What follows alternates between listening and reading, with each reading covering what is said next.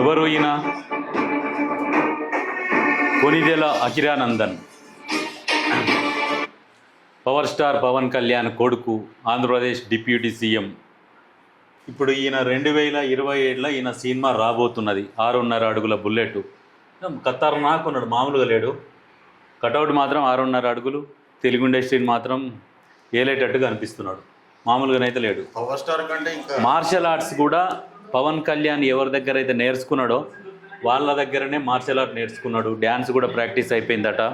2027లో cinema release కావాలని చెప్పేసి ఆలోచిస్తున్నారు.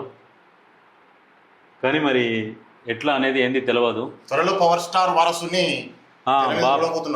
బాప్ 1 నెంబర్ బేటా 10 నెంబర్ అన్నట్టు అయ్యా అంత క్రేజ్ సంపాదించినట్టే కొడుకు ఇంకా 10 రెట్ల క్రేజ్ సంపాదిస్తుండొచ్చు. ఎందుకంటే కటౌట్ మామూలుగా లేదు. ఇంకో విషయం ఏంటంటే ఇప్పుడు పవన్ కళ్యాణ్ గారు డిప్యూటీ సీఎం ఉన్నప్పుడే కొడుకుని ఇండస్ట్రీకి పరిచయం చేస్తే ఆ క్రేజ్ ఆ ఊపు వేరే ఉంటుంది కదా, అట్లా కూడా ఆలోచిస్తున్నట్టు. నిజంగా అసలు మామూలుగా లేదు. చూడు ఎట్లా కనిపిస్తున్నారు.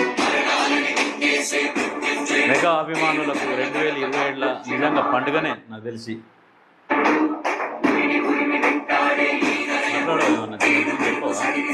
మన రేణుకేశయ్య గారు కూడా ఒక రిపోర్టర్ అడిగిన ప్రశ్నకు సమాధానం చెప్పడం జరిగింది. అంటే అది అంతా పవన్ కళ్యాణ్ గారు చూసుకుంటారంటే సమయ సందర్భం వచ్చినప్పుడు ఖచ్చితంగా సినిమాలోకి వస్తారని చెప్పడం జరిగింది. త్వరలో ఈ 1 or 2 yearsలో ఖచ్చితంగా మనం సినిమా హీరోగా చూడబోతుందని చెప్పొచ్చు.